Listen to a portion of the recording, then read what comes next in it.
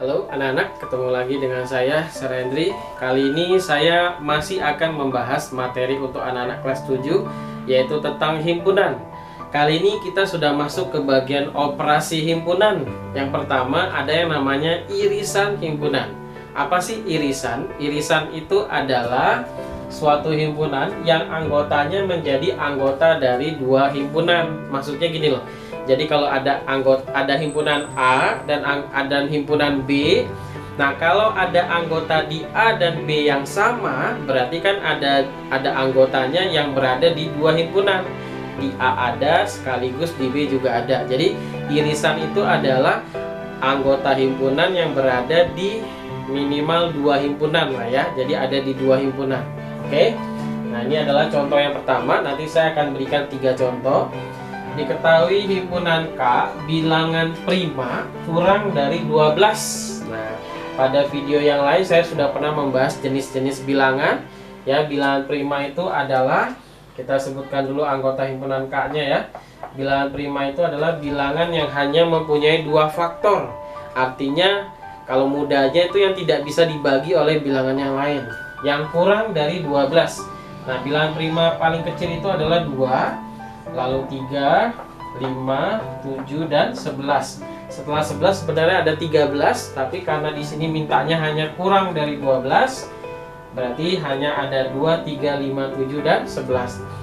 Lalu himpunan L, ya, himpunan L bilangan ganjil antara 2 dan 8. Nah, bilangan ganjil adalah bilangan yang tidak bisa dibagi 2, ya, yang terletak di antara 2 sampai 8, berarti 3, 5, dan 7. Nah, tentukanlah K irisan L. Ini lambang irisannya, nah ya. Lambang irisan itu dia seperti huruf N, tetapi bukan huruf N ya. Jadi dia seperti huruf U terbalik. Nah, jadi atau bisa juga irisan itu artinya dan. Jadi maksudnya tentukanlah anggota himpunan K dan L, artinya dia ada di K, ada juga di L gitu ya. Kalau dalam bentuk kalimat biasanya dia menggunakan kata dan. Jadi dan itu menunjukkan irisan ya. Jadi jawabannya K irisan L-nya adalah, nah kamu cari yang ada di himpunan K juga ada di himpunan L, apa saja? 2 ada di K, tidak ada di L, berarti 2 bukan. 3 ada di K, ada di L, berarti 3 itu irisanmu. Lalu 5 ada di K, ada di L, berarti 5 juga irisannya. Lalu 7 ada di K, ada juga di L, berarti 7 juga irisannya. Lalu 11 ada di K, tidak ada di L, berarti bukan irisan. Maka irisannya hanya 3, 5, dan 7. Oke. Lalu kita diminta menggambarkan diagram Venn-nya ya. Untuk menggambar diagram Venn, kita buat persegi panjang. Lalu di dalam persegi panjang itu ada lingkaran-lingkaran lah ya. Jadi lingkarannya modelnya macam-macam. Itu sudah pernah saya bahas juga pada video tentang diagram Venn. Jadi bisa kalian tonton lagi ya. Nah, kita perhatikan ternyata semua ternyata irisannya adalah 3, 5, dan 7. 3, 5, dan 7 itu adalah anggota himpunan L seluruhnya. Berarti himpunan L ini seluruhnya ada di dalam K, atau bisa juga dikatakan himpunan bagian, tetapi bisa juga disebut irisan ya. Nah, karena himpunan L-nya ada di dalam K, maka kita gambar lingkaran seperti ini nak. Jadi ada lingkaran, di dalamnya ada lingkaran lagi, karena semua anggota L ada di dalam anggota K.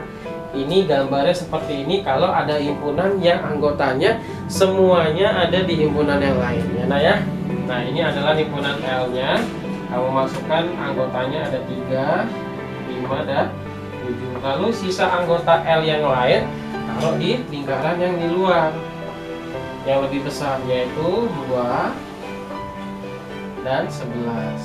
Nah, ini adalah himpunan semesta. Kebetulan himpunan semestanya tidak disebutkan, berarti himpunan semestanya hanya ini aja, 2, 3, 5, dan 7. Oke nah, ini contoh pertama. Setelah ini kita bahas contoh kedua.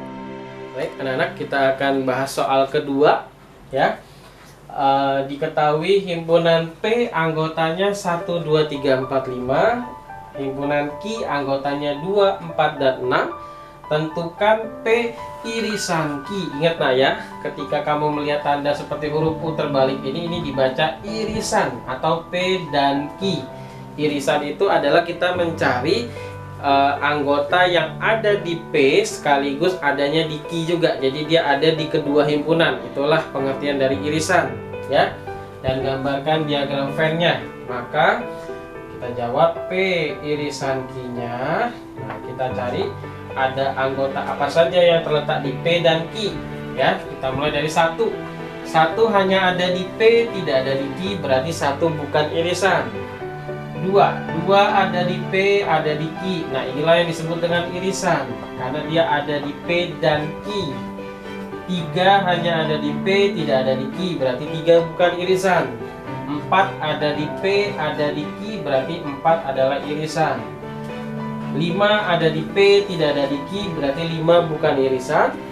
6 ada di Q, tidak ada di P, berarti 6 bukan irisan. 8 ada di Q, tidak ada di P, berarti 8 juga bukan irisan. Berarti hanya ada 2 anggota yang terletak di anggota P dan Q, yaitu 2 dan 4. Nah, sekarang kita gambar diagram Venn-nya seperti biasa. Buat persegi panjang ya, buat persegi panjang.